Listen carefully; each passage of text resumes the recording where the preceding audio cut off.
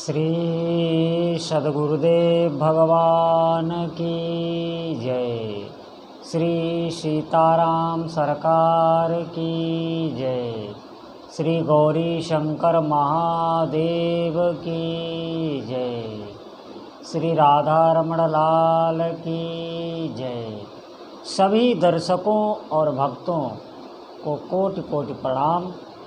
सबको प्रेम भरा जय जय श्री राधे। बहुत ही महत्वपूर्ण विषय है और सभी साधकों के लिए बहुत ही अनिवार्य है। आवश्यक ही नहीं, अति आवश्यक इस विषय को सुनना है।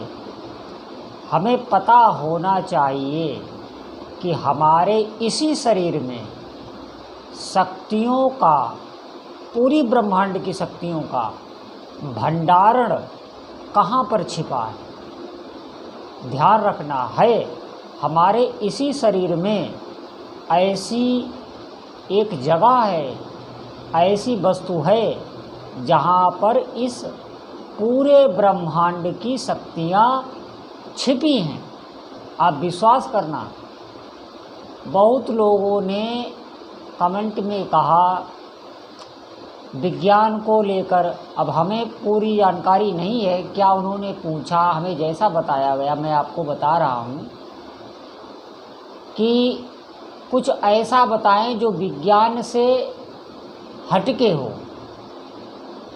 मैं सिर्फ 1 मिनट लूँगा इस समस्या का समाधान करने के लिए। इसके बाद में मैं आपको बताऊंगा कि शक्तियों का भंडारण कहाँ पर छिपा है।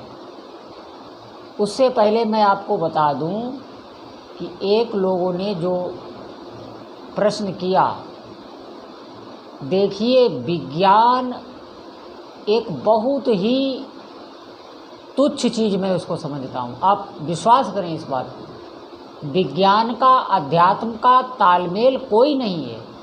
विज्ञान एक स्थूल जगत की क्रिया मात्र है। अध्यात्म एक अंतर जगत का बहुत बड़ा रहस्य है। इसको तो कोई पूरा बखान ही नहीं कर सकता। ग्रंथों का ढेर लगा हुआ है। ये अध्यात्म विज्ञान है, ये अंतर जगत की है। बहिर्मुख प्राणी इसे जानने की तो बात ही क्या, कल्पना तक नहीं कर सकते। आप विश्वास करें इस बात पर। अब मैं अपने जो मैंने बताया था, मैं उसी टॉपिक पर आ रहा हूँ। ध्यानपूर्वक आप सुने।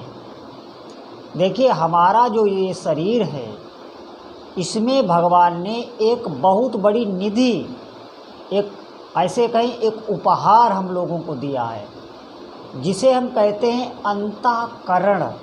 और इसी अंतःकरण, जहाँ पर ये अंतःकरण निवास करता है, जैसे आपको बताया जाता है कि इंद्रियाँ, मन, बुद्धि, चित्त, अहंकार।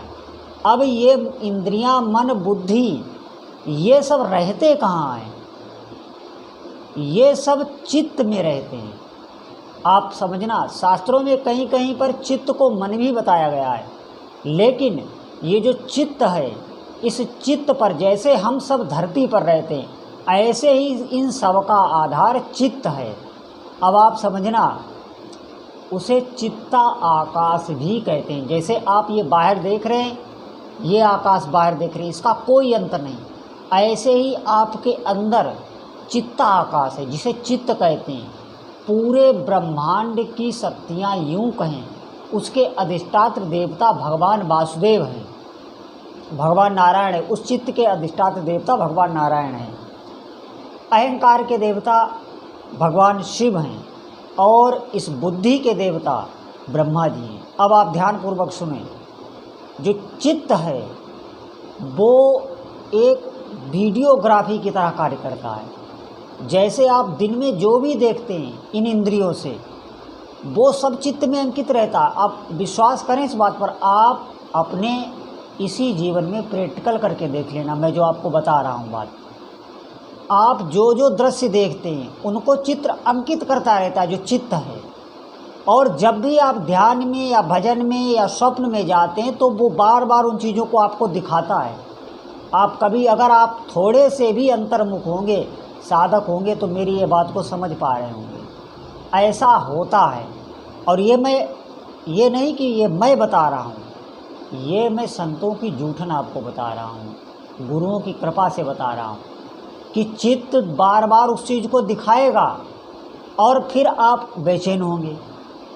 देखिए, इसीलिए कहा गया है कि हमें बहुत विवेकपूर्ण जीना चाहिए, हमें इस चित्त का बहुत ध्यान रखना चाहिए। यही चित्त जब निर्मल हो जाता है तो जितनी ब्रह्मांड की आध्यात्मिक शक्तियाँ हैं जिनसे आपको सुख मिलना है, वो सब इसी चित्त में आके निवास करने लगती हैं। आप विश्वास करिए, इस चित्त को खजाना बोला गया है।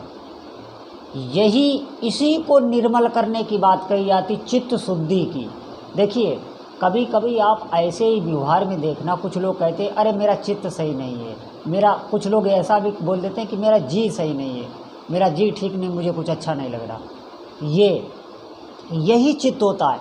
ये चित्त जब मलिन होता है तो आप निश्चित मानिए आपकी बुद्धि सही काम नहीं करेगी, आपका मन ठीक काम नहीं करेगा, आपकी इंद्रियां ठीक काम नहीं करेगी, आपका जो अहंकार है वो सब गलत ही स्वीकार करेगा। निश्चित मानिए, ये चित्त पूरे अंतःकरण की जड़ है, मैं आपको बता रहा हूँ।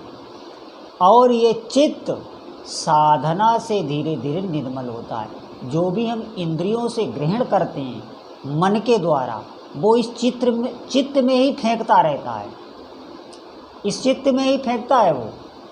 और ये चित्त सबको संग्रहित करके संजो के रखता है। ये ऐसी जगह है जहाँ से बहुत सुरक्षित हर वस्तु को ये रखता है। आप जो इंद्रियों से ग्रहण करते हैं इस मन के द्वारा, वो चित्त बहुत उसको सुरक्षित रखता है। और फिर वो जब भी मौका आता है, जब आपकी बुद्धि त्रिगुण से, सतोगुण, रजोगुण, तमोगुण, जब सतोगुण से बुद्धि, ये 3 गुण हैं, सतोगुण, रजोगुण, तमोगुण, इनसे ही ये पूरा ब्रह्मांड व्याप्त है। इन 3 गुणों से इसे कहते त्रिगुणात्मिका प्रकृति, इस प्रकृति से ही ये पूरा ब्रह्मांड चल रहा है। भगवान की त्रिगुणमयी माया भी इसे बोलते हैं। इससे हमारी बुद्धि भी ग्रसित रहती है। कभी हमारी बुद्धि में सतोगुण आता है, आप देखना, कभी रजोगुण आता है, कभी तमोगुण आता है, कभी सतोगुण आता है, तो आप देखना हमारा मंदिर जाने का मन करेगा, पूजा पाठ करने का मन करेगा, सत्संग सुनने का मन करेगा, अच्छी बातों की, किसी की सेवा करने का मन करेगा, ये अच्छी बातों का मन करेगा। सतोगुण का प्रभाव, रजोगुण का जब हमारे अंदर प्रभाव होगा तो इस शरीर को सजाने में, अच्छे वस्त्र पहनने में और सुख सुविधाएं भोगने में, शारीरिक सुख लेने में, इंद्रियों में रमण करने में, ये रजोगुण का प्रभाव होता है। धन के प्रति ज़्यादा आकर्षण होने में, ये सब रजोगुण में ही आता है। कामनाएं, नाना प्रकार की कामनाएं उत्पन्न होने में, ठीक है। और तमोगुण मोह का वाचक है, अंधकार बोला गया है। इसमें मन कुछ निश्चय नहीं कर पाता, अंधकार में जीवन रहता है। मन कुछ भी निश्चय नहीं कर पाता, क्या पाप का है, क्या पुण्य, आगे का कुछ दिखाई नहीं रहता। भय शोक में वो व्यक्ति जीता है, जिसे एक तरीके से अवसाद कहते हैं, डिप्रेशन कहते हैं। तमोगुण का लक्षण है ये, वो ऐसा रहता है। बिल्कुल भक्ति भाव में उसकी अरुचि रहती है, मन नहीं लगता, मंदिर कहीं कोई भी सात्विक कर्म करने में उसकी रुचि नहीं रहती, बिल्कुल गलत कार्यों में ही आपको लगाएगा। मांस भक्षण, जुआ, शराब, इन चीज़ों में, निद्रा, आलस्य, भय, मैथुन, इन सब चीज़ों में तमोगुण के लक्षण। तो मैं बता रहा हूँ, इन 3 गुणों से बुद्धि हमारी लोगों की ढकी रहती, मतलब चलती है इन 3 गुणों से। जब आपके अंदर सतोगुण होगा तो ये जो चित्त है, जो सात्विक, इसने जो धरोहर अपने अंदर रखी है, इंद्रियों, जो आपने इंद्रियों से ग्रहण किया है, वो इस चित्त में जो इसके अंदर धरोहर है, तो जब आपके अंदर सतोगुण होगा तो ये वो चीज़ आपके अंदर फेंकेगा, तो आपके अंदर अच्छे दृश्य आएंगे, भागवतिक दृश्य आएंगे, आप बड़े प्रसन्न रहेंगे कि मैं बहुत बड़ा भक्त हूँ। लेकिन जब आपका बुद्धि रजोगुण से प्रभावित रहेगी तो ये चित्त फिर रजोगुणी जो संस्कार आपके अंदर इसने संजो के रखे हैं वो फेंकेगा। तमोगुण में जब होंगे तो तमोगुण के जो संस्कार है वो फेंकेगा। निश्चित मानिए ये चित्त सभी को संजो के रखता है, हमें बहुत ध्यान देना है। आप डट के भजन कीजिए, ये जीवन पुरुषार्थ के लिए है। अब आप कहेंगे ये पुरुषार्थ क्या है? पुरुषार्थ को आप एक वाक्य में दे रहा हूँ, उस वाक्य से आप पुरुषार्थ को समझ सकते हैं, हार्ड वर्क।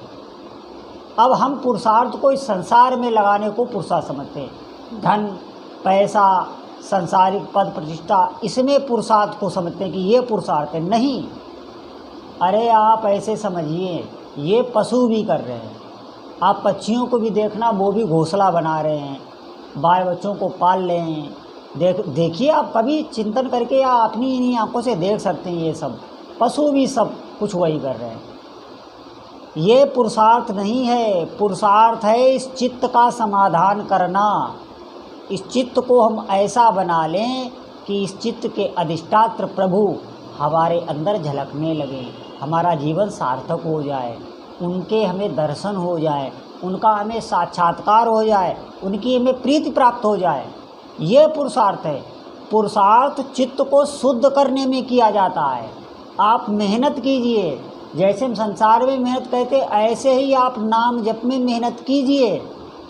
इसमें भी श्रम करना पड़ेगा आपको।